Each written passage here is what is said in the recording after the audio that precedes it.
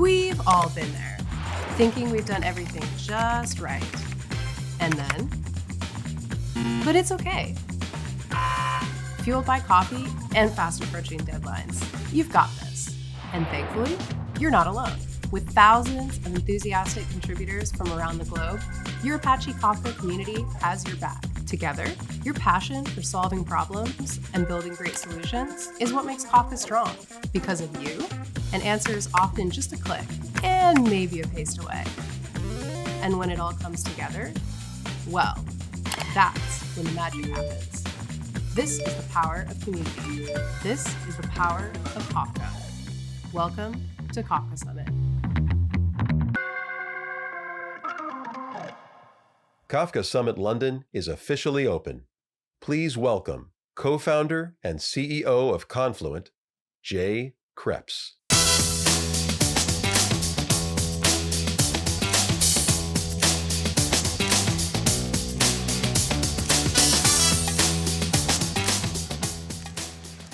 Hello, everyone. I'm going to be talking today about the evolution of data streaming and the stack that is coming into being around that, and the move beyond just speed, beyond just fast data, into a rich platform that connects all the parts of a company. But I would be remiss if I didn't start by just beginning with saying welcome. Welcome to Kafka Summit London 2023. I don't know about you, but I've come to really enjoy these events. I know we had a few years off in the pandemic, and I never thought I would miss tech conferences. You know, I have to say I was a little burnt out on them by the end as we were heading into that. But as these started up again, I started to find I really enjoyed them. I didn't think it would last, but it seems to have. I'm always really excited now to see a big group of people, to get to talk a little bit about what's going on in the community, what people are working on, and I'm looking forward to all of that. I'm looking forward to meeting all of you and talking to as many people as I can, and I think that's where the real conference happens.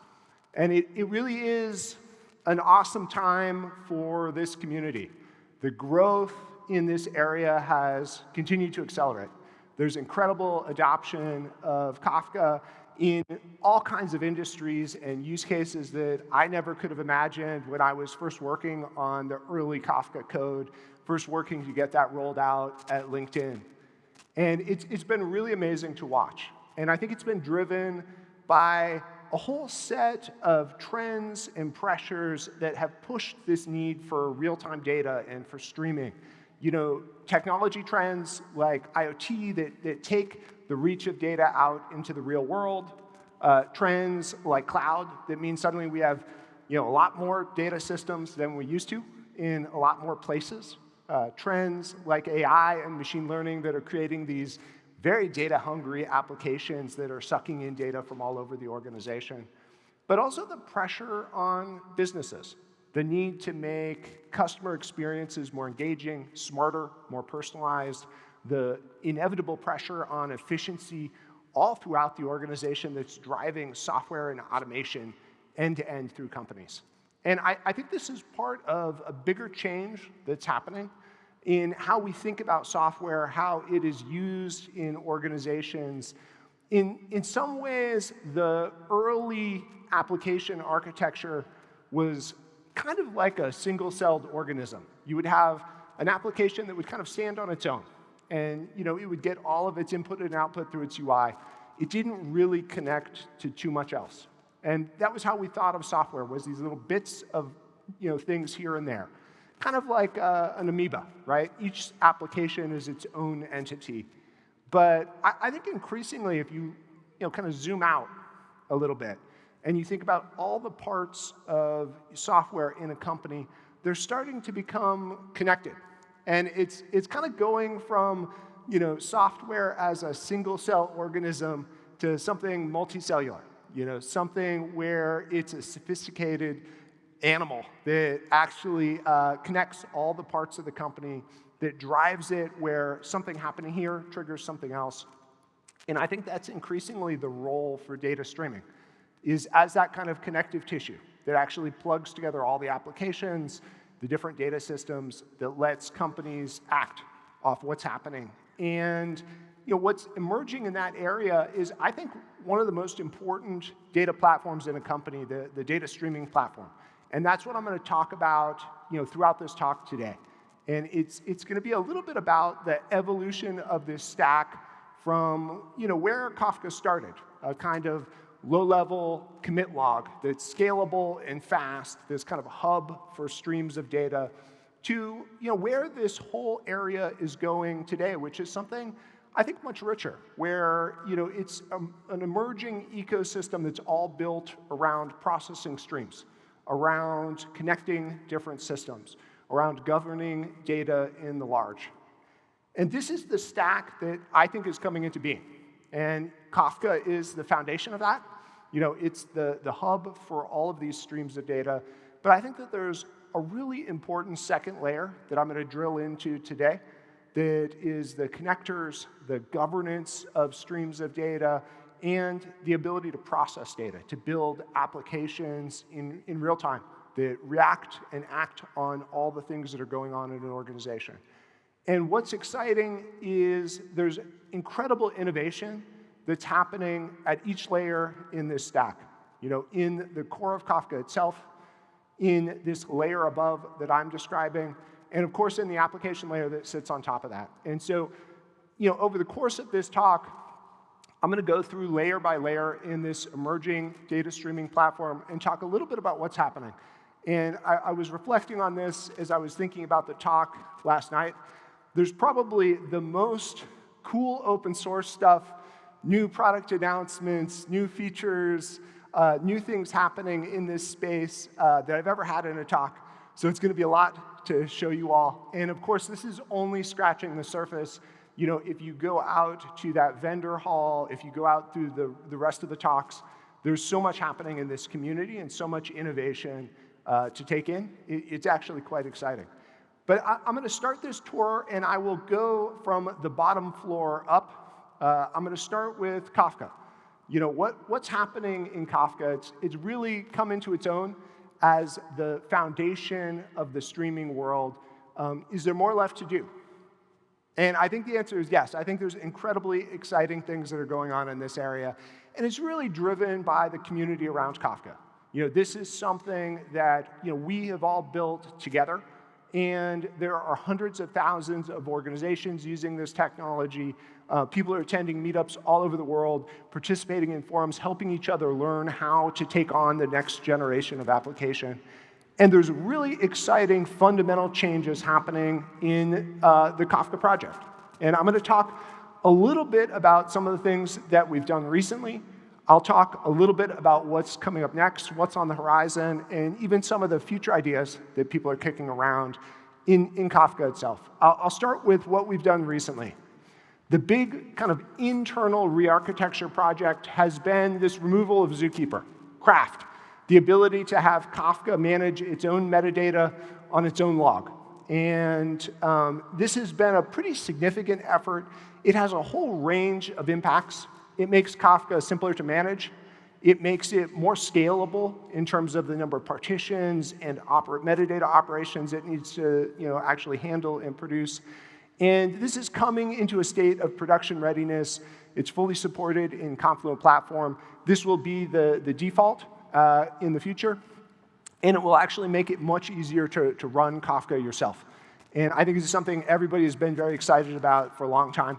And it really took a big effort across a large community of people to make this real and make it production ready. We're very excited about what's happening there. So what's next? Well, there's additional core innovation happening. Equally big is work that's happening in the storage area.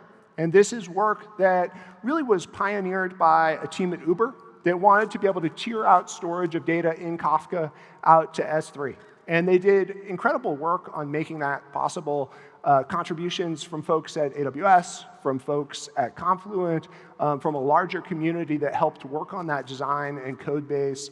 It's gotten real production usage, and this is coming out into the mainstream of Kafka as well.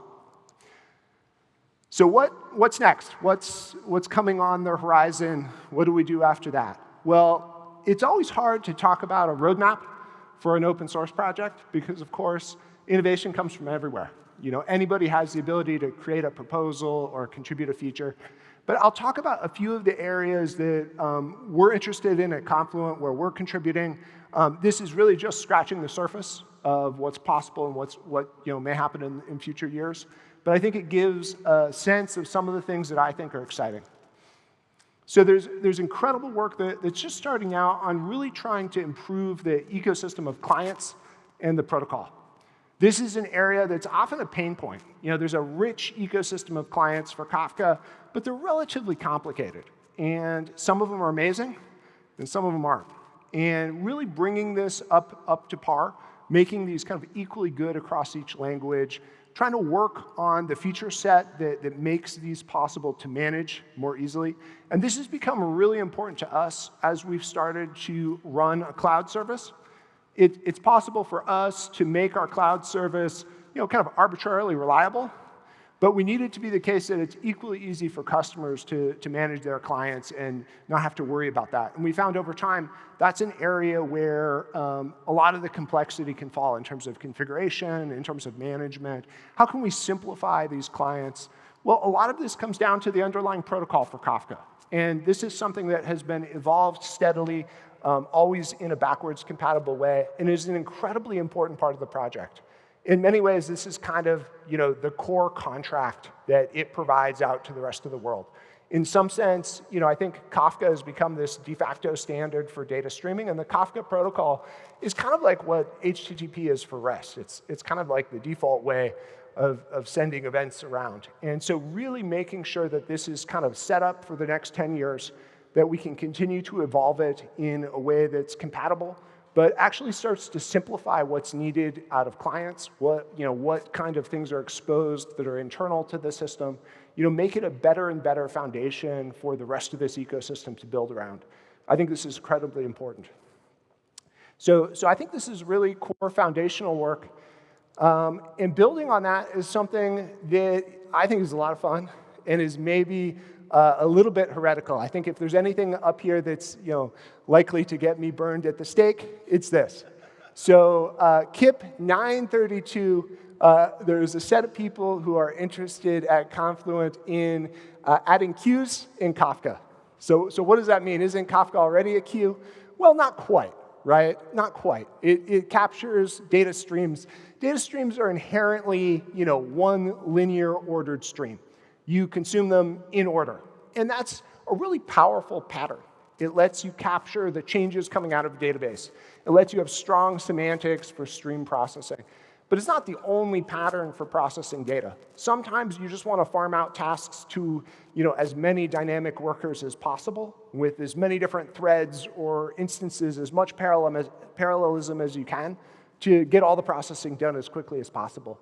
And this has been the domain of these kind of more traditional message queues, the worker farms. And this is something which you can definitely use Kafka for, but it hasn't been fully supported all the way into the depths. And so what this proposal does is actually really clever. I think it's really elegant. It basically takes the fundamental consumer group mechanism in Kafka, and it opens it up as a mechanism for queues as well. And so it's not the case that you need to create a new queue instead of a topic. Instead, it'll be the case that all the topics can also be consumed in this way as queues. And you'll get the semantics of that. So it's a very natural generalization of what's there. And I think means it's probably one less set of systems you would need to run parallel to Kafka. So I think this is really exciting work. It's something a lot of people have asked for a long time. And it's not all, So if we go beyond this, out into what are kind of the ideas people are kicking around. And these are things that nobody's actively working on yet, but we'd like to. The kind of things that we're thinking about, what should be in the future of this area. And I'll talk about a couple of these that I think are important. The first is trying to figure out how to organize all these topics. When we go and work with customers that are running at scale, we often find a complicated system of naming the topics that has different components that say which team it is and what group it is and what application set. If only there was some way to organize groups of data.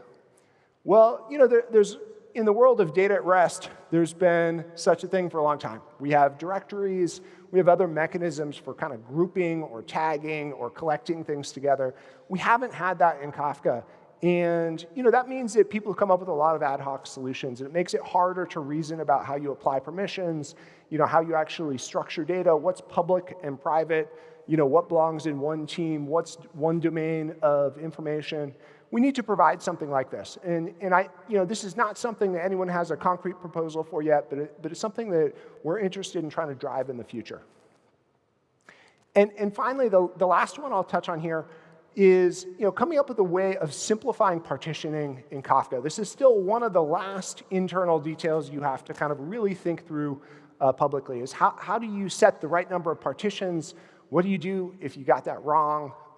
Why can't you dynamically kind of split and merge these partitions? What if we could make it just easier to kind of auto-scale up those partitions, or kind of take that away out of the calculus of the consumer entirely? This would be a nice foundational simplification. And I think ultimately that's what's important in this core layer, is trying to figure out how to make it as simple as possible for the rest of that ecosystem to build around.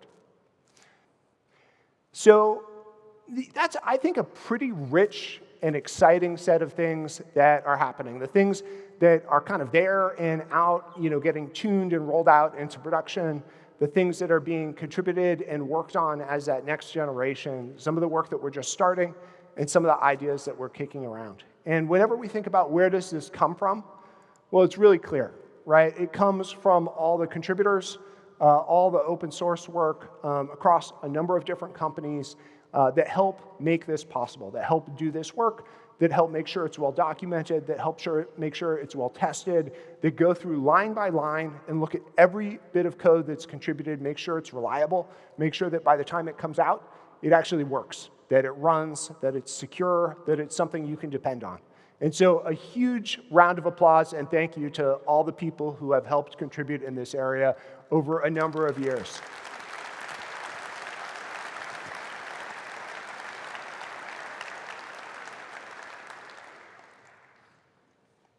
And this is something that has really been enabled by broad commercial support. And as we were starting Confluent, there's really only two companies which were really helping to fund full-time development in Kafka. There was Confluent and there was LinkedIn. And there was a lot of people who were putting in time on the nights and weekends. And over time, that's really changed. There has emerged a set of large contributions from a wide array of different companies that are all trying to make this system and ecosystem successful. And I think that's an incredibly powerful thing. So, thank you to those companies as well. And so, that's a little bit of what's happening out in the world of Apache Kafka. I also want to take a little bit of time and talk a little bit about what we've done in our cloud service. And I think this is incredibly exciting technology. I think it's been an awesome journey for us to go from taking a system that was built to run and be self-managed, and taking it out and turning it into a fully managed service, really trying to be clear on what we wanted that to be and try and make it that. And this has been a journey for Confluent that we started in 2017 with our first kind of production quality releases, even earlier than that, in actually kind of building some of the underlying technology. And the early version of what we had was pretty rudimentary. It was basically, a bunch of Kafka clusters on Kubernetes with a, simplified billing system managed by us. But over the years, we've realized that's not exactly what a cloud service is. That, in some sense, putting Kafka in the cloud isn't just about putting Kafka on some servers. What people want out of a cloud service is actually a very different experience. It's something where you can just kind of get this fundamental protocol and set of capabilities on demand whenever you want it, as elastically as possible, where you can have flexibility in how that scales and how it's built. And this is something I think we intuitively know, that the right solution in this space is not exactly the thing that you had on premise. And so when we think about storage in the cloud, it's not about having an NFS server stood up for each customer on some EC2 instances. If we think about data warehousing in the cloud, it's not about how do I just take my on-premise database and run that as a service, one for each customer? There's systems like S3 in the storage world. There's systems like Snowflake or BigQuery in the data warehousing world that have really taken those set of capabilities and reimagined, hey, what is a cloud service for that? And that's what we have been trying to do for Kafka. We really think that building a Kafka service really requires rethinking from first principles what that can be. And at Confluent, we've come up with a set of core pillars that we believe for our products are where their differentiation is going to lie. And that's being truly cloud native, trying to build something that was thought through from first principles as a cloud service, being complete, bringing together all the parts of this data streaming platform that I described, and making it available everywhere, making it available across all the different clouds and environments that our customers run. And so, in this section of the talk, what I want to do is dive a little bit into this first pillar, a little bit into the cloud native area, and a little bit into our journey in this space. So, what do I mean by cloud native? Well, it can sound a little bit fuzzy. I'm going to make it more concrete. One of the things we learned when we were going after this area was it really is a very different problem. It's a very different problem to offer Kafka as a service for tens of thousands of clusters and thousands of customers.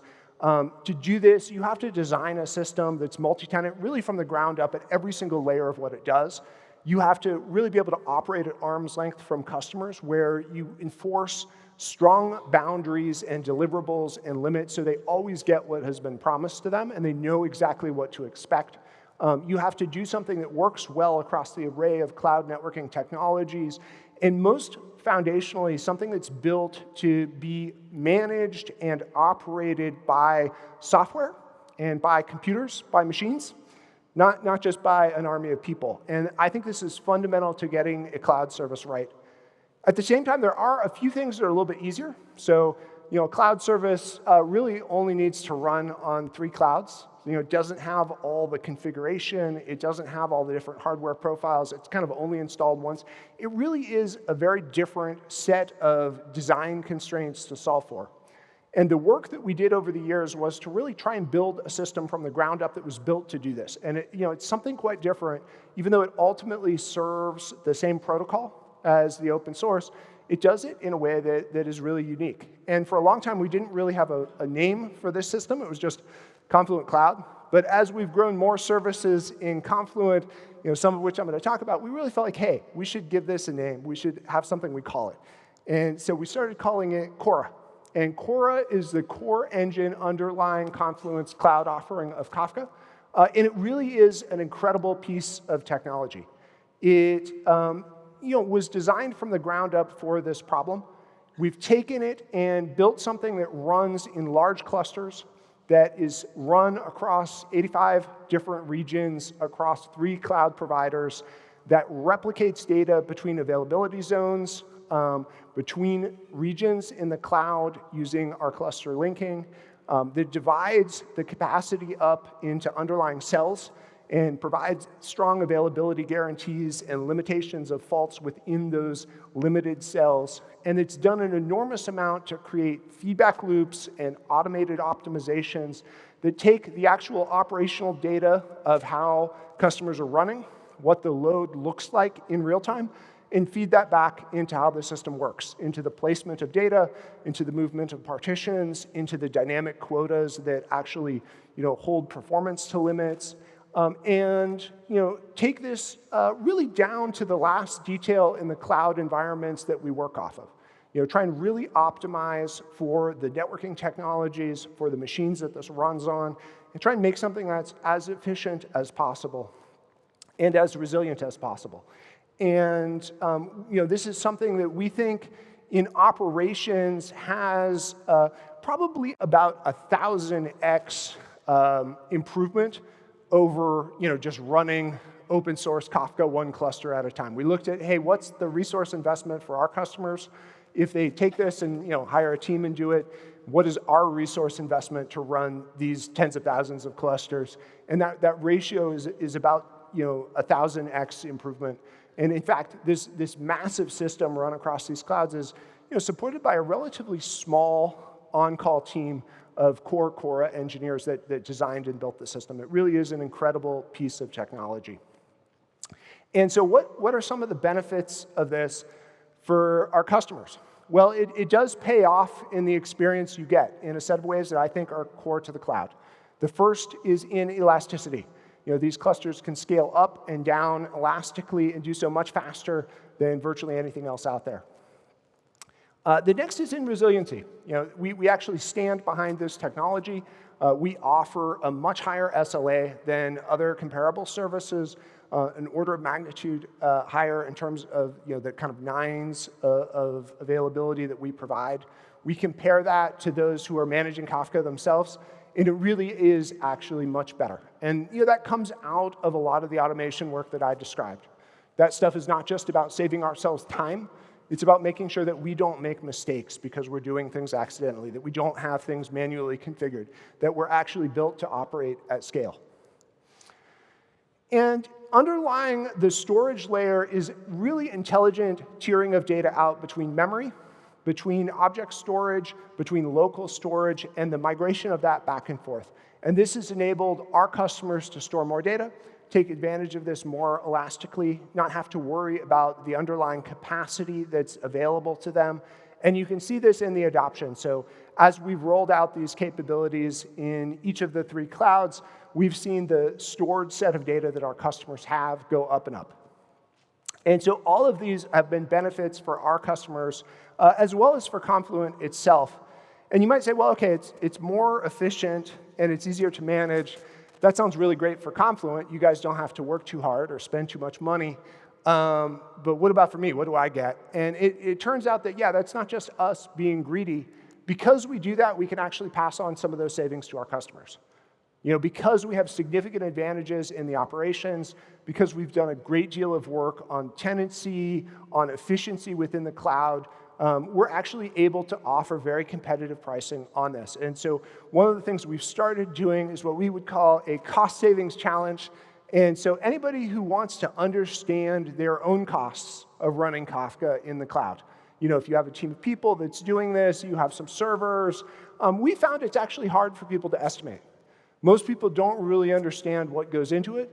They don't actually know that networking is usually the biggest cost in the streaming world. People is probably second, servers is third. There's a lot of other components to that. And you can actually build a very quantitative model of what that cost structure is.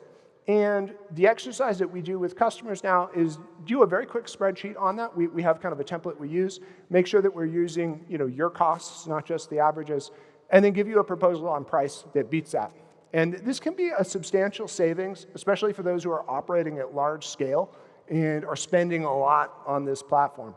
And this comes out of the underlying efficiency of the system. But it's not just cheaper, it's also faster. So we've done incredible work to really drive better latency across some of the hardest workloads. And so here's a graph of a very small cluster where we took the exact same machines and with Kora and with open source Kafka. And to some extent, this is an unfair comparison because, of course, Kora has a whole set of processes that check the health, that ensure durability, that do kind of miscellaneous correctness and observability work that we didn't have on the Kafka servers. But nonetheless, even in that small setup, you can see how this scales as you start to take it up the slope of higher throughput, of higher number of partitions. Overall, we're able to keep very flat and predictable latency through all of this. And this is something that's continually getting better. So we have a team that continually works on Kora's performance. And in this next generation of technology, they're doing work on the replication engine that drives this latency even lower. And so that this is all part of incredible work in this internal engine that the team has built. It's not something that you can download or even that you could run outside of our control plane, but it's one of the things that allows us to offer this cloud service at scale. And it's something we're going to continue to invest in as we've continue to invest in the open source. And we think these things don't compete with each other. At the end of the day, you want both. There's a need for an open source thing that you can download and run, that you can have on your laptop, that you can kind of set up and run in your own company. And there's a need for great cloud services that were built to provide this in a truly cloud-native way. So that is a little bit of some of the innovation happening out in open source, a little bit of what Confluent is doing at this lowest layer in the stack, at the actual storage of the stream, the reads and the writes, all the actual flow of data. What about this next layer up? Is there anything happening there? Well, it turns out that there is. And so I'm going to talk through connectors, I'll talk through governance, and I'll talk through stream processing. And I think these are three of the most key layers that you need in a data streaming platform. We found in virtually all our customers, as they get to scale with this technology, these are the areas that they build out. These are the areas where they're piecing together open source things, they're adopting our product features. These are the problems that they're trying to solve. And we see this kind of widely across everyone using Kafka. And so I'll walk through each of these areas. I'm going to start with connectors. Now, connectors are kind of humble but mighty. Nobody thinks much of a connector. It just plugs from one thing into another. But it's actually really important. In order to actually do all the fancy stream processing, in order to get the data that's going to be replicated around the world in Kafka, you ultimately have to connect to something. And that's a problem that many people think is easy to solve.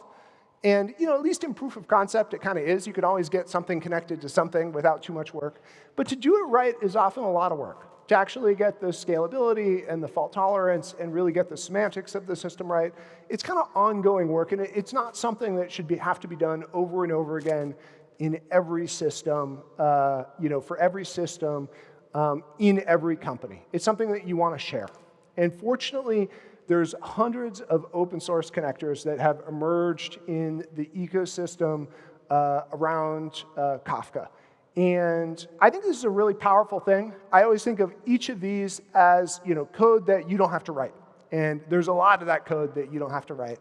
And this is an ecosystem that's continued to evolve and to grow with projects like Debezium and folks really in each of these technologies that integrate, helping to contribute and make these connectors better and better. And as part of our product at Confluent, we have taken about 70 of these and offered them as fully managed connectors, where we really offer them in a serverless way. You don't have to think about managing Kafka Connect or tuning servers or picking out infrastructure it runs on. You just take them and they go. But we've always felt like this is incomplete. I mean, it's nice to have 70 plus connectors, but what about all the rest? What about those internal systems in your organization that we don't have a connector for? Well, today we're announcing the GA custom connectors. This is the ability to take any connector that you have, something that you wrote yourself, something that you downloaded, something that you hacked together, and run it in Confluent Cloud. And this has the same ability to ensure the availability, to drive high performance, and just take away the operational burden of connecting to systems. But it now opens it up to this much larger ecosystem. And this is a ton of deep work to do well in our cloud to make sure that these connectors are secure and well isolated, even though they may have come from anywhere. But this is a foundation that we're going to be using for a lot of our custom code operations, and we're excited to open it up here first. So that's a little something happening in the space of connectors. Now I'll talk about something happening in the world of governance. So this is an area that many people are just starting to think about. A lot of people are just starting to think about governance for any data at all, let alone streaming data. But for some reason, it's more important in the world of streaming. And I think it's ultimately because these streams go between systems. And if that data is not well governed, if there aren't schemas, if there aren't guarantees, if you can't reason about what it has, if you can't reason about compatibility, things are going to break. And they're going to break at scale. They're going to break across teams. You're going to have bad data.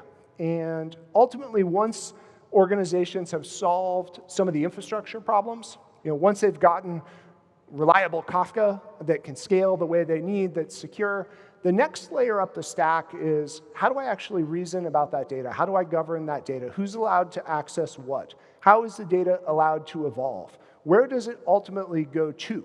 And there's a set of features that we've added to our cloud product around stream governance that help companies solve this. This means managing schemas with our schema registry, so you can say what the structure of data is or should be. It means managing metadata, so you can tag these schemas and say, hey, this is the owner of this field, this is PII, this is where it's going. It means being able to trace the lineage of data as it flows throughout an organization. Where did it come from? Where did it go to? Did it flow into this other region? Is this supposed to be there? And then finally, being able to actually validate the integrity and check this as it comes. So these facilities have been part of our cloud offering for a while. And today, I'm announcing some new functionality that expands this. Data quality rules. So this is the ability to take your schemas and extend them beyond just simple semantic rules. So today, you can say, hey, I'm expecting a number, or I'm expecting a string of characters. But oftentimes that isn't enough. Oftentimes what it means for data to be correct is a little bit more nuanced than that. You weren't just expecting any string of characters, you were expecting an email address, and an email address has a form, and you want to be able to check that. You weren't expecting just any number, you were expecting a phone number, and that has a particular format that you were expecting. And beyond just being able to check this, you need the ability to act on it. What if something is wrong? Should it be rejected? Should it be sent to some dead letter queue for storage? Should it issue some kind of warning? What about evolving data? What about when you change a schema in some new way? What's the action that should be taken to kind of map the old data to the new? There's a set of functionality that we're releasing here that starts to broaden this notion of how you work with streams and make it easier for organizations to do this in the large. And this has been something that we've found our customers find essential once this technology moves beyond a single team. So that's a little bit about what's happening in the world of governance. And I'm going to move on to last but far from least. In many ways, what I think is the most important developing area in the streaming world, stream processing. And this is really natural. Once you have streams of data, once those streams of data are reliable and you can work with them at scale, the critical thing is how do I build my applications around them? How do I make it easy to get value out of that? Of course, you can do this on your own with the clients. You can just read and write directly to the streams. But I think people have found that there's technology that can make this easier. That if you're just kind of working with the low-level streams, you often find yourself repeating the same kind of patterns over and over again. And there's been a few different families of technology that have arisen in this space. On the left-hand side here, the kind of simple standalone apps, Kafka Streams has really dominated. It's a simple library. You can embed it in any Java application. It takes some of the core stream processing primitives, and it makes it just immediately accessible to that application. And I think rightfully this has been incredibly successful. But there's been a whole family of standalone frameworks that take over more than that. They actually take over the life cycle of the application. How do you run it? How do you scale it? How do you handle faults? How do you recover from that? There's definitely power in that. That definitely provides some value. And I think in this family, there's a bunch of interesting technologies. I put a few up here on this slide. You could probably see, a half dozen others out in the vendor halls and in some of the other talks. But there really has been a technology that I think has kind of come to the fore in this space and is kind of an emerging de facto standard, which is Flink. And this is a technology which I think has an incredibly important role in the streaming world.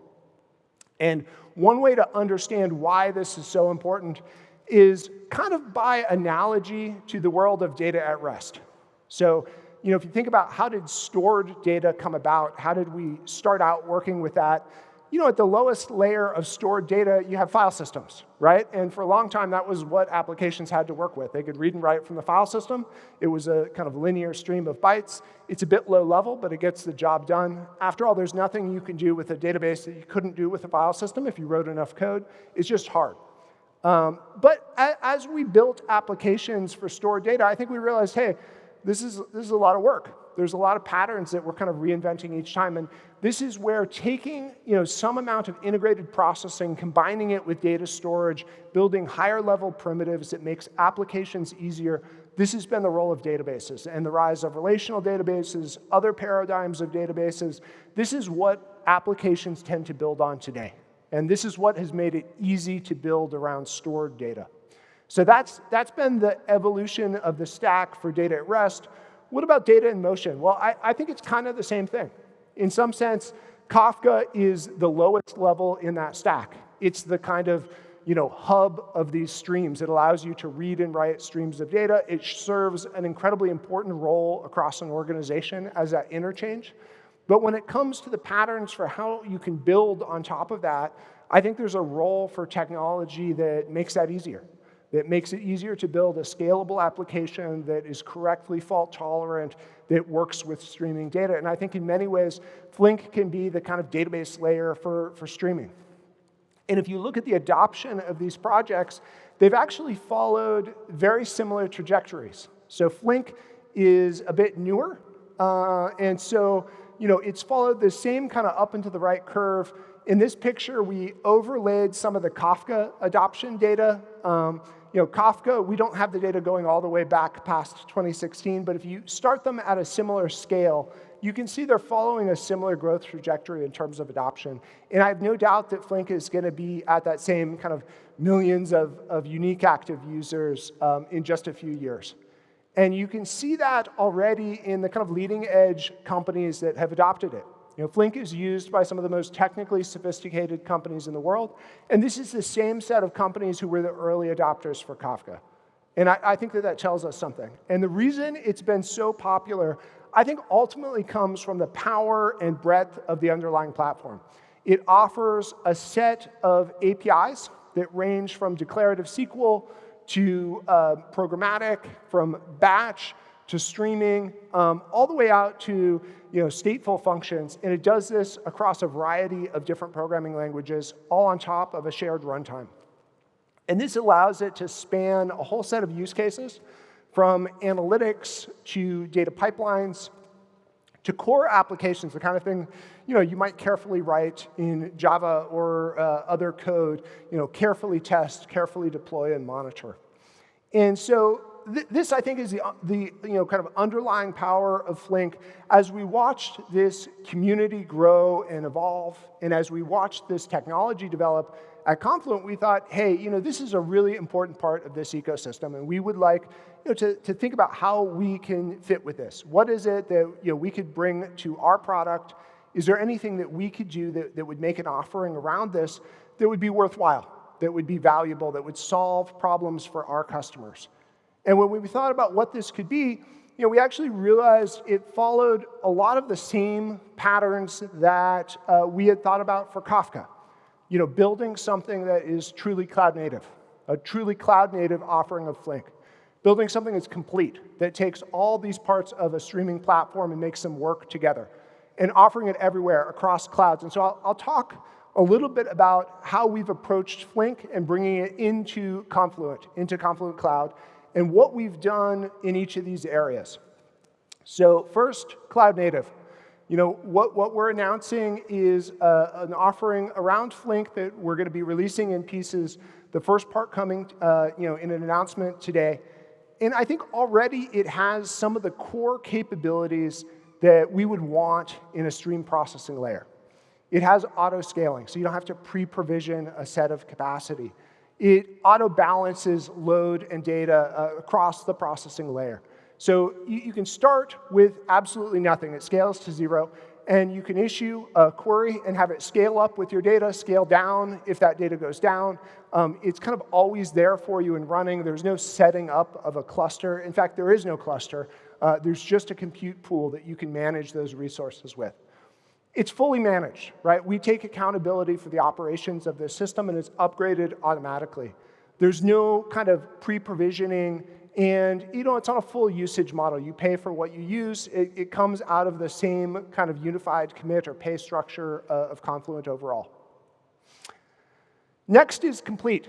We want to build something that's not just a collection of parts but is actually an integrated data streaming platform that brings together all of these parts. That's Kafka plus Flink plus the connectors plus governance that takes the kind of underlying metadata, security primitives, networking primitives, semantics for fault tolerance, billing model, and makes them work across all of these.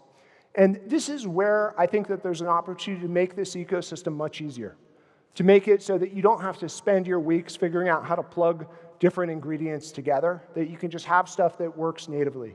And this is already true in the product that we're announcing today.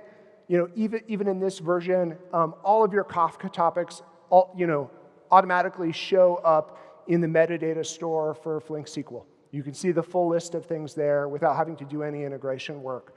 These products already talk to each other. They're already connected. And finally, everywhere, this is easy. We want to offer this everywhere you want to be, in any cloud, in any region. The initial release is in AWS, but we're going to be rolling that out across the rest of the clouds as this goes into public preview and GA. So today we're announcing early access. If you're interested, sign up, and we'll hook you up with access to this product. This is the SQL API. That's the first bit that we're getting out there. That will become GA by the end of this year, and we'll be doing programmatic access in Flink for the other APIs in 2024. So I'm incredibly excited about this set of functionality. We actually added some folks to the team, and I wanted to welcome to the stage Martijn Visser, product manager and Flink contributor, who's going to tell us a little bit about some of the work that he's been doing on Flink. Martijn?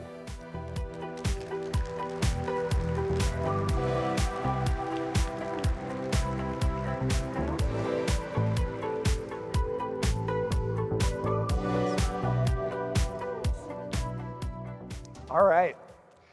So maybe we could start with, maybe you could tell me just a little bit about the team that you were a part of at Imrock, and the community around Flink that was there, and a little bit about how you ended up at Confluent.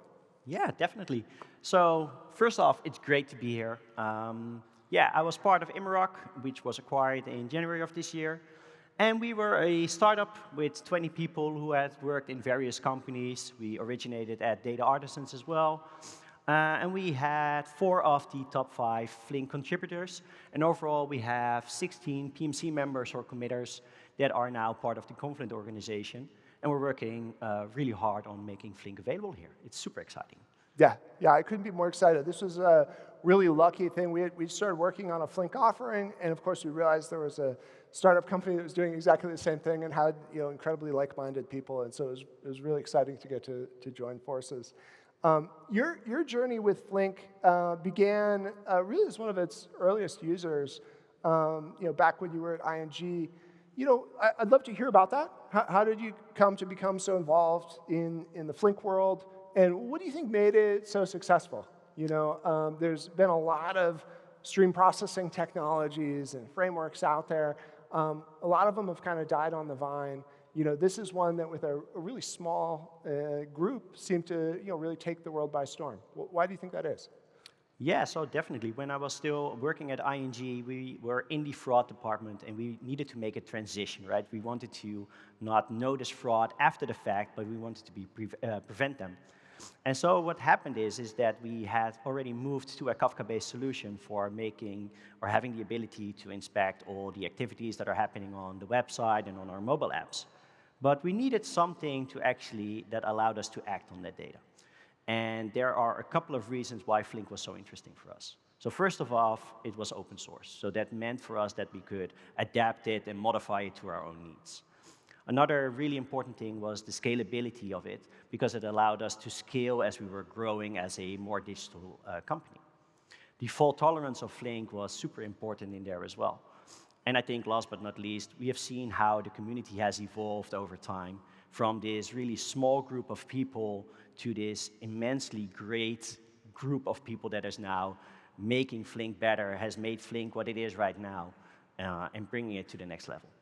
Yeah, the Flink community is really amazing. It's an incredibly passionate group of people that's really thought deeply about stream processing and what it means. I think a really complete vision. Well, maybe you could tell us a little bit about what the team has been working on at Confluent and what you're up to now. Yeah, definitely. So one of the things that I've heard is that the one thing that is harder to operate than Kafka is actually Flink. Oh. Now, I don't know that much about Kafka, but I do know that operating Flink on a scale can be tricky. And it is something that we have been working on tremendously to make it available for the people out there. And I actually think it's time to show them a little bit about that. All right, you better show it. Thank you. Right. So as I said, I am super excited to be here. Nowadays, there are many examples of industries that have been transformed by cloud-native companies. Take new media, for example, going from video streaming to online gaming and social media. All these companies are depending on the cloud, and it allows them to create new digital ecosystems and audiences for all their products and services. In this demo that I will show to you, we will have a deeper look at our fictional video streaming service called SpaTV. Video streaming has become an essential part of everyday lives. If you would open up your favorite streaming service, it would look similar to this. Content is organized by categories. Some of them might be curated by genres or comedy, like comedy. Other categories could be more dynamic, could be determined by viewing patterns, your personal preferences, and popularity. Customers expect the service to learn about them and present with content that they want to engage with. This categorization is all powered by events and data streaming that I will show you in the next few minutes. So let me kick off with a demo and show how our streaming service is using Flink on Confluent Cloud. Over here, we have three main environments. There's the integration environment that stores all of our raw events, and there's a quality of service environment and engagement environment that contains all of our business data. It's one per team. The integration environment is shared amongst different teams, and each team has their own cluster. We have a playback cluster, which is used for capturing all video activities, and the website cluster is used for measuring everything that's related to impressions that are being generated in our streaming app. For all business events, each team has their own environment. We have a quality of service environment, which has one Kafka cluster running, which contains all the quality of service metrics that are being generated. Next to that, we also have our engagement environment, which has two Kafka clusters running. One for capturing all the core metrics, and one for all the personalization-related metrics and business data. Now, each environment in Confluent Cloud has a so-called compute pool provisioned. This is on by default. There's no setup needed to get started. A compute pool provides the resources used by Flink SQL queries. These can either be ad hoc exploration or long-running queries. Compute pools are a new concept, and it auto-scales up and down to meet the needs of the workloads using them. There's no need to configure, size, and scale Flink. The platform takes care of that. There's already a Flink query running over here. Now let's talk about data exploration. Data exploration all begins with a query. In Confluent Cloud, all the metadata is integrated to create one frictionless experience. Let's see this in action by demonstrating the integrated metadata model. First off, I'm going to connect to the compute pool. As Flink is serverless, there's no need for sizing workload or infrastructure. It just works. All the metadata is integrated. First off, we have a concept of catalogs in Flink SQL. Catalogs are mapped to the environments that we have in Confluent Cloud. In here, I can see the different environments, and we'll use the integration environment in this case. Next up, we have a concept of show databases in Flink SQL. Databases are mapped to the actual Kafka clusters. As you can see here, we have the playback and the website cluster, and we'll use playback in this example. Next up, in Flink SQL, we have a concept of tables. Tables are mapped to the actual Kafka topics in here, which we can also see in the interface. By doing a show tables, I see that there's one video view event. That's the topic, and it has a schema in there which contains all the information about titles and categories. And I can do a describe statement and immediately see the results of that schema in Flink SQL as well. Now, I can also do some descriptive analysis by just looking at all the video actions that are happening right now. That's looking great. So what if I want to do some descriptive analysis, like measuring the amount of unique viewers? I do a count distinct and can immediately get the results. Do I want to get them per category? I just add a category and do a group by. And immediately, I have the first measure of popularity that I can use to power our home screen. Now, monitoring overall time isn't that interesting. So let's use a tumble window and group them over time intervals. As you can see, immediately the results are visible. Now, what if I want to materialize this? I can create a table in Flink SQL, which will create the underlying topic in Confluent Cloud. When the topic is there, I can do an insert into of my previous query, and it will insert the results into that topic. As you will see in a moment, the job is already running, and messages are going to be produced into the topic. So there's a couple of important things, actually two. Flink Compute is separate from Kafka storage. It enables us to read from 2 Kafka clusters in different environments. Compute pools can access all data in the same region. I also didn't specify any resources or parallelism. All Flink jobs are auto-scaling, and the autopilot continuously monitors and rescales so that there's always enough resources to keep up. Now let's take a look at 2 more advanced scenarios. So complex event processing allows you to derive new events based on patterns in our data. This is done with the match recognize function, part of the SQL standard and built into Flink SQL. Let me demonstrate how we can detect videos that needed to rebuffer after starting. This query checks if an event occurred where a video was started, followed by an event because the video needed to rebuffer. Rebuffering events could be a user problem or a service problem, which would require an automated downstream response. You can see the results immediately on screen. Let's check out one more. A common scenario is that you have one data stream and multiple time-based aggregations. Without Flink, you would have to create multiple queries, one for each aggregation, and each query would read from the same Kafka topic. That results in increased complexity and additional costs. With Flink, you can read the data once, aggregate against multiple time windows, and fan it out to different topics. Let me show you how that is done using statement sets. We want to count video attempts across 3 dimensions in 2 time periods. So that means that I have 6 queries in total. They all are reading from the same topic and are applying the same filter. What we are first doing right here is we are creating our 6 output topics that are, again, immediately visible on Confluent Cloud. And with that, we're going to wrap those 6 queries into one statement set. What happens under the hood is that Flink optimizes this so that it only has to read from that topic once. This saves on resources, reduces egress and costs. Let me summarize what we have seen right now. So I've shown you a brief data exploration example, some data enrichment, and how you could create new data products. I've shown you the always-on compute pools and how you can use standard SQL in combination with the auto-scaling and auto-rebalance workloads to create a simple experience. It's integrated but separate, so you can query across environments and clusters. There's independently scaled storage and compute, and there's the fully integrated metadata, security, governance, and monitoring. And I've shown you some of the advanced language features with the match recognize in the statement set. But there's 150 more Flink SQL functions out there for you so that you can use for powering your own business applications. I'm super excited about the Flink journey here at Confluent, and I welcome you all to become a part of the Flink community as well. If you're interested in learning Flink, Confluent now has 2 Flink courses available for you. Back to you, Jay.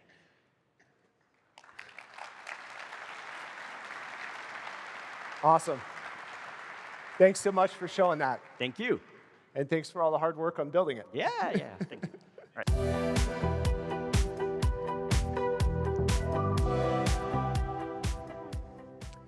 So for those who want to try it out, we're opening the early access now for Flink SQL on Confluent Cloud. You can take this QR code and we'll hook you up. And we're excited to get you all using it. We'll be rolling this out through the rest of the year as it becomes a public offering. So we're really excited about that functionality. This is probably one of the biggest product initiatives at Confluent since we released Confluent Cloud itself. And it's really exciting to get to tell people a little bit about it. So that's a little bit of my tour of the data streaming platform. I think what's exciting about this emerging world is there's really innovation happening at each of these layers. I covered, what's happening in the internals of our cloud with Kora. I talked about some of the cool open source work that is happening in the larger community. I talked about some of the product offerings that we're releasing in the connectors, in governance, in stream processing. But in many ways, the exciting thing isn't just this data streaming platform. It's not just the infrastructure and the technology. It's all the applications. It's all the things that sit one layer up, all the things that this allows you to do. And the emerging ecosystem of technology that's coming to be around this. And a lot of these vendors are out there, and you can go see them. In many ways, data streaming is becoming kind of the fourth estate in data. When we think about where does our data live, we think about where is it stored, right? Where does it go to sit? And maybe it sits in operational databases, maybe it sits in some enterprise SaaS applications, maybe it sits in some analytics stores and lake houses, data warehouses. But increasingly, when we think about data, it's not just where does it sit, it's about how does it flow. And that's what's so incredible about this emerging ecosystem, that there really is a new pattern for data that's emerging and connecting all the parts of the company. This central nervous system that's connecting all the applications and kind of turning it into one fully integrated company where organizations can share across all the departments, across all the different acquisitions, across all the different systems. And this is something that we at Confluent have been working with our customers for a long time to make real. And the nice thing about working with customers is they always ask you for one more thing. They always say, well, that's nice, but I just have this one more request. And so we told them, about all this functionality, and they said, this is nice, but I don't just need to share data in my organization. I need to be able to share data with, some partner organizations, with some of my vendors, with some of my suppliers. And when we first heard this, we thought, that's a little bit niche, right? Like most people don't need to do that, but we kept hearing it, and we kept hearing it in every industry. We would hear it in travel companies about how they would integrate between airports and online booking and airlines, and we would hear it in financial services. We would hear it in retail. We would hear it in manufacturing about suppliers and supply chains.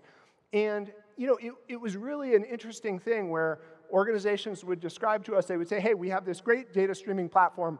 All the data can flow really wonderfully. And then we're building all this gunk to try and connect to this other organization. And eventually we talked to them and we said, hey, what's on the other side? And they said, oh, it's Kafka.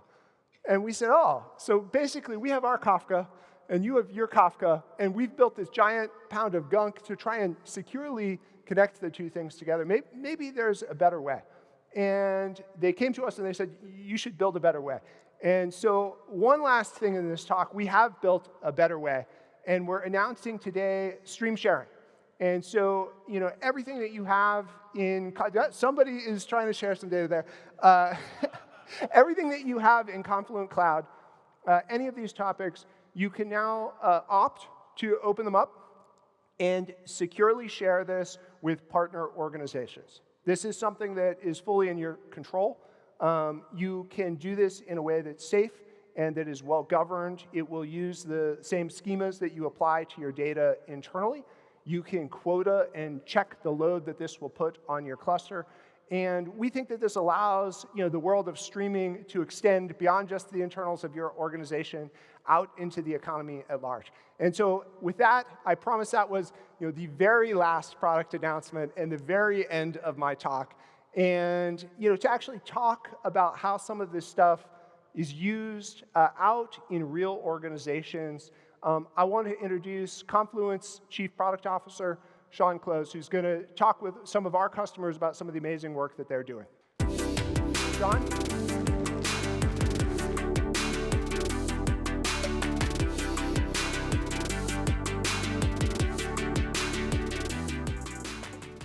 Thank you, Jay, for that compelling view of how Kafka is going to continue to evolve to enable data to flow broad and deep across every organization, everywhere. But now, let's hear from a couple of pioneers who are bringing that vision to life. First up, we've got Michelin. Now, I'm pretty sure that everybody in the room is going to know Michelin as one of the world's largest manufacturers of tires. But what you might not know is that Michelin is also processing tremendous amounts of data as part of being a sustainable mobility provider to a diverse array of clients all around the world. They're powering really interesting business use cases. For example, predictive analytics on when a tire is going to fail and needs to be replaced before that happens. Or route planning for when a truck rolls to use the minimum amount of fuel to traverse the route you need them to go across. But let's hear a little bit more about some of those business use cases and how Kafka and real-time data streaming are solving those problems at Michelin from Olivier, Jauze.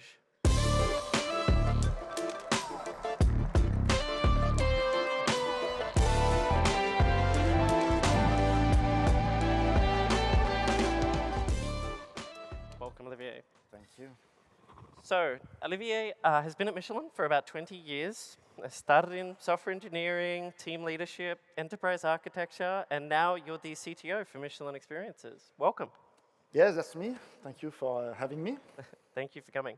So, many people in the audience may know that Michelin is actually the company that invented radial tires about 100 years ago. But now it's obviously about a lot more than just tires. You guys are a service provider and innovator using data-driven approaches. How are you thinking about innovation for the next 100 years? Well, you know, for a company like Michelin, so we make tires. So we are an industry, so we have 80 plants across the world.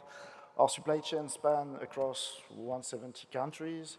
We have 3 R&D centers. So, I mean, one way to help our business to innovate is to capture as much data as we can, process them in a timely and accurate fashion.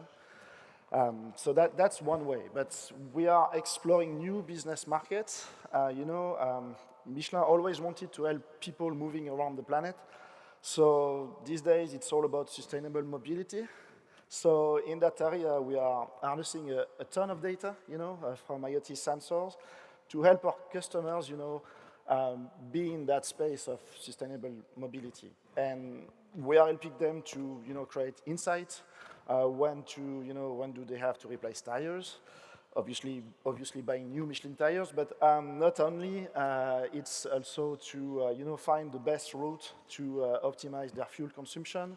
Or if you get in the EV, electrical vehicle, that's new for our fleet customers. So how can we help them? How can they, deal with battery usage? How can we make sure that their drivers go home after their day? So that's all about data. And that's what we want to do to become a data-driven company. Yeah, that is a lot of data. So tell me about how Kafka has helped you along that journey.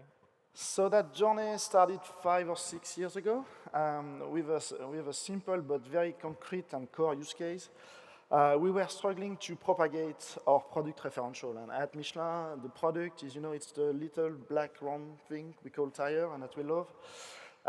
We were struggling to make it available to all the downstream systems that would need it because we were using lots of technologies, so files, ESB, ETL, you name it. And we were lacking, data retention. So we looked on the market, and 5 years ago, there was a new kid in town called Apache Kafka. We looked at it, and we did a proof of concept. And it worked. It worked so well that we did not have to make it any publicity. It immediately, increased its usage. And every day now we see new use cases with Kafka, IoT, application in our plants, exchanging data with our machines in real-time inventory. But we made a step forward in that journey when we deep dive in our supply chain orchestration engine.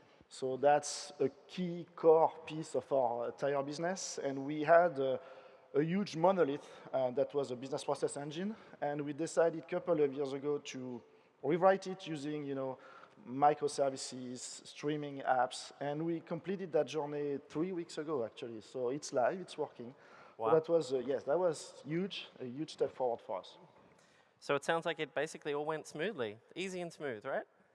We could say that, but to be completely transparent, we started that journey by installing our Kafka clusters on-prem, in our data centers. It was easier for us, so we started to create those clusters, and we dedicated people to operate those clusters. But you know better than me that it's a nice but could be complex technology to operate. And we started to see some scalability issues because Kafka was so popular that we had to increase our cluster, or not every day, but every month. And so we somewhat reached our limit to operate ourselves, our clusters. So I think you actually migrated to Confluent Cloud as part of an Azure initiative about 2 years ago. Tell me, why was it that open source Kafka wasn't, doing what Michelin needed at that time?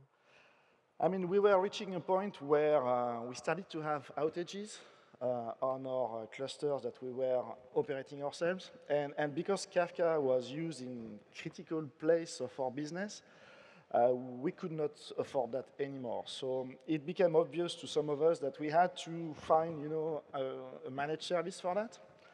And we wanted to offload to the cloud a portion of our Kafka workloads. Why I'm saying portion? Because we are an industry, so we cannot move everything to the cloud.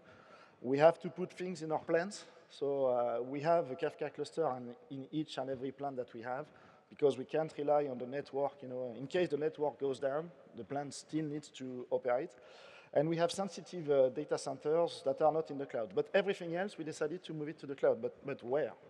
So Azure was the answer for us because it was one of our partners, but which managed services? So we looked again on the market, and basically there was some competitors, AWS with Kinesis, Azure with Event Hub, but none of them were even close to your platform back in the days.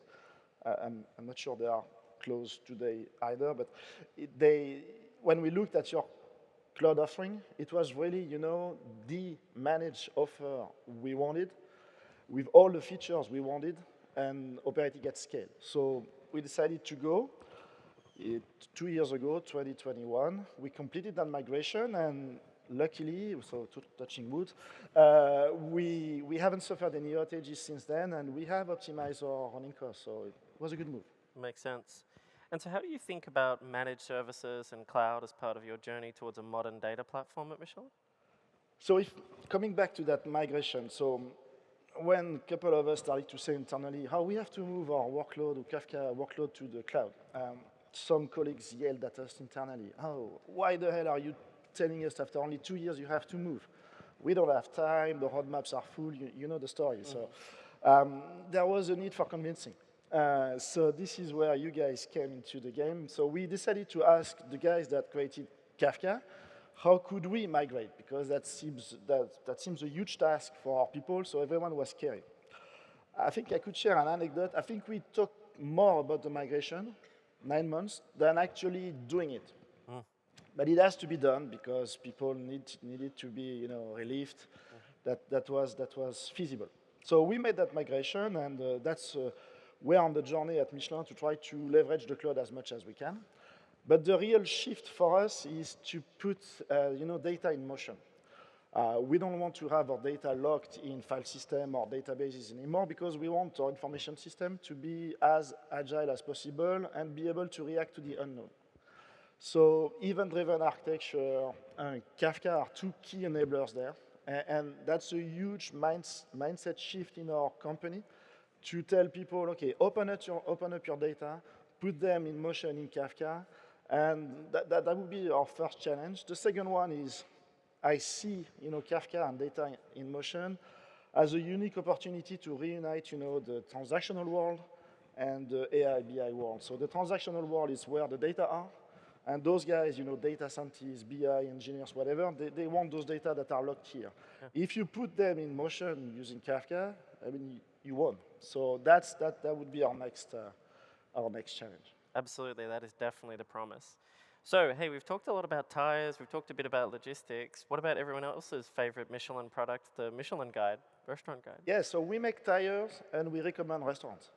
I mean, things tires and restaurants, for sure. Yeah, tire and restaurant, it goes together, always, So you will be surprised that we do make the Michelin Guide, and it's powered by Kafka 2.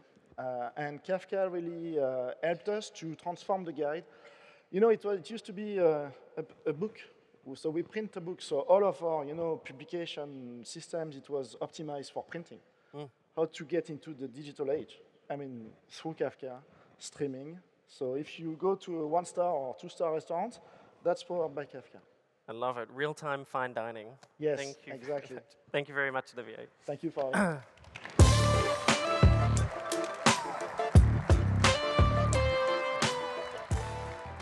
So thank you again, Olivier, for betting the future of data streaming at Michelin on Confluent. And speaking of betting, many of you in the room will be familiar with notable European gaming and betting brands such as Paddy Power, Betfair, or Sky Betting and Gaming. And those platforms are all actually owned by Flutter, which is a $30 billion global enterprise. So now, let's hear directly from one of Flutter's lead infrastructure engineers on how they're using open source Kafka and Confluent together to deliver on their complex real-time streaming needs across the multitude of platforms that they operate. Please welcome Callum Blanchard.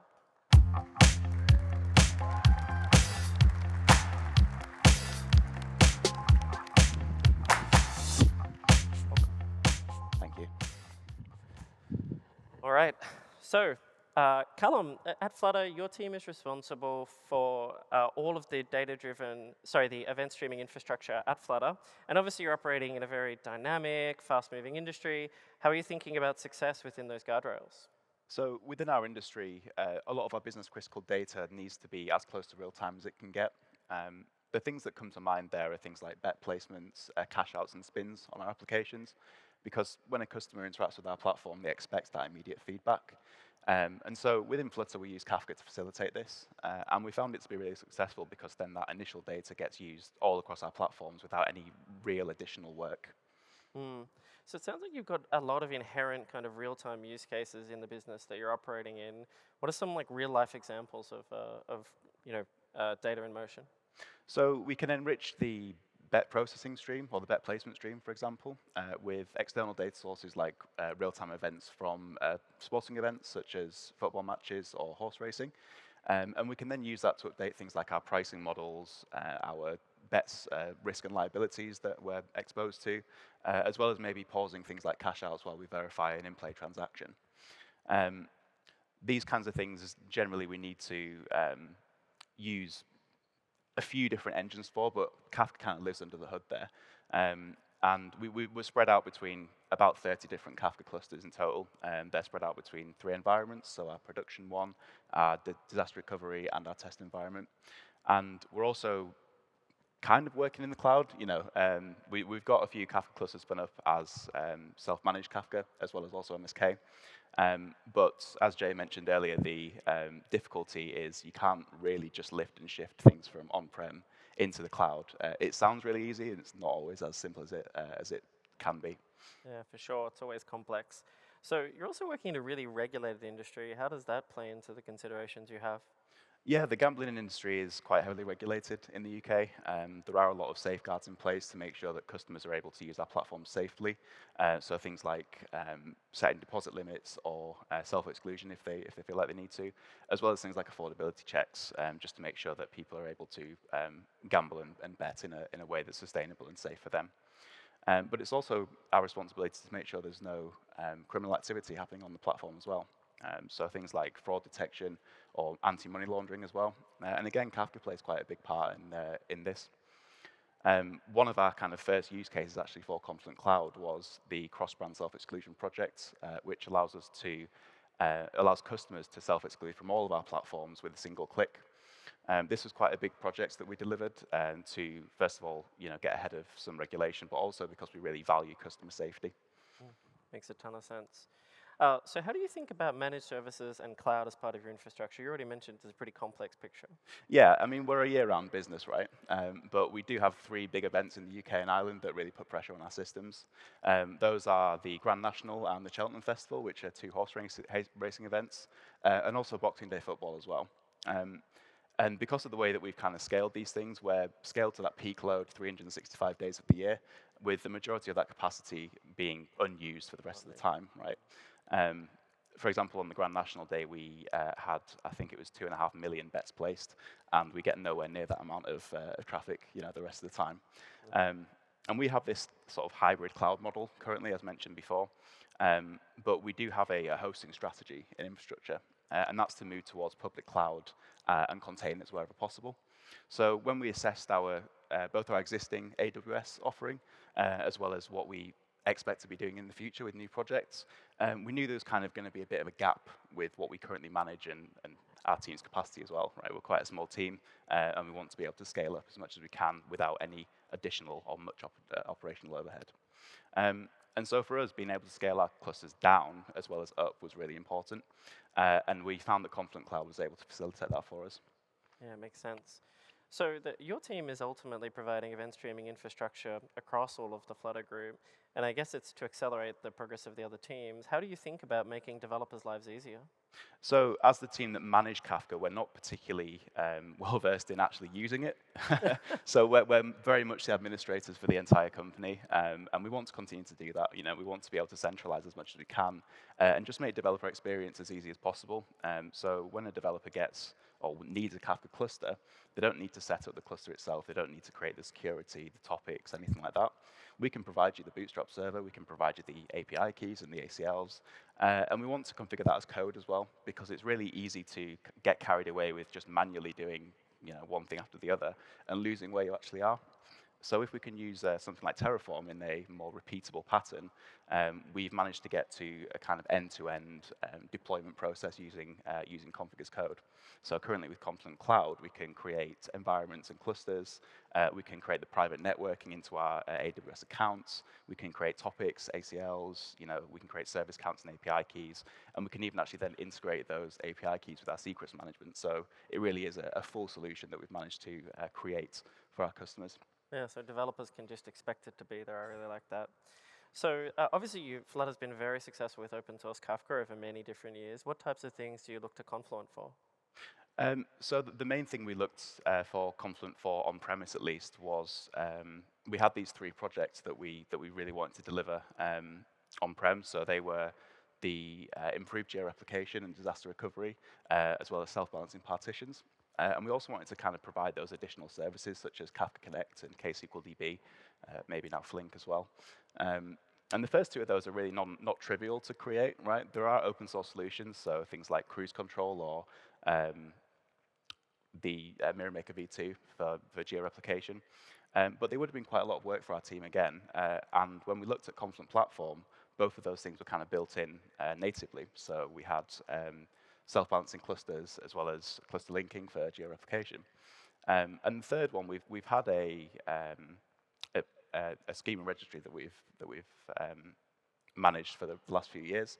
But ultimately, the rest of the things that customers rely on, things like Kafka Connect or KSQLDB, they need to manage themselves.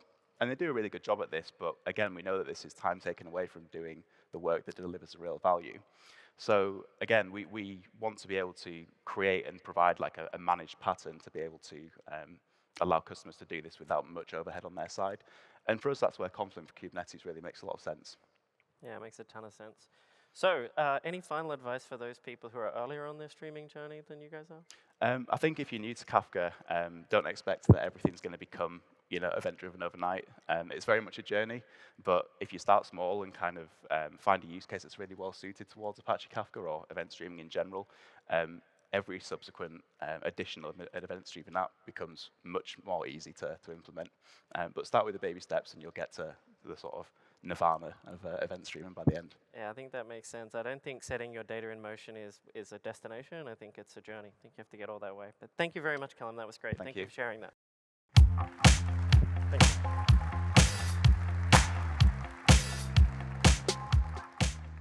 So, before we close out today's session, I want to take a brief moment to highlight some of the key things we've talked about today.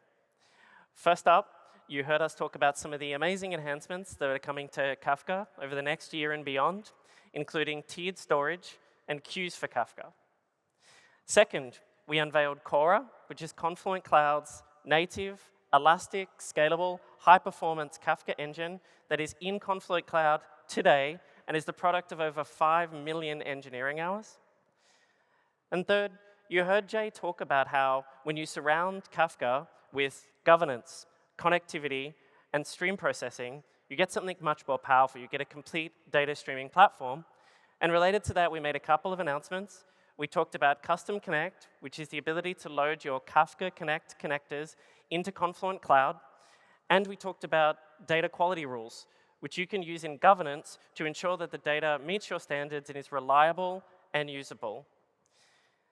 And fourth, we talked a lot about stream processing and about how having streams is one thing, but the ability to process them, to mix them, remix them, filter them, enhance them, evolve them, and build new applications of all types really takes it to the next level. And we did a deep dive into Flink and a demo of the now EA version of Confluent Cloud's Flink product, so you can see exactly how it works. But you know, obviously, this summit is really about the opportunity to hear and learn from experts, but also from each other, and be inspired to take back new learnings, new opportunities, to take data into motion across all of our different organizations. And so we'd encourage you to take advantage of some of the sessions that have been programmed for you over the next 2 days. There are over 70 different sessions. There are 2 panels, 15 lightning talks, 53 breakout sessions. There are over 10 sessions just on the Kafka core, and there are over 10 sessions on Kafka streaming as well, including 3 deep dives into Flink for those of you who are interested. Some of the highlights for me would include apples and oranges, comparing Kafka streams and Flink, which is by Bill Bajek, and that's happening later today. And also Apache Flink on Kafka, reliable data pipelines that everybody can code by Ella Demir, which is taking place immediately following this keynote. So with that, thank you so much for joining us this morning, and we hope you enjoy the rest of the summit. Thank you.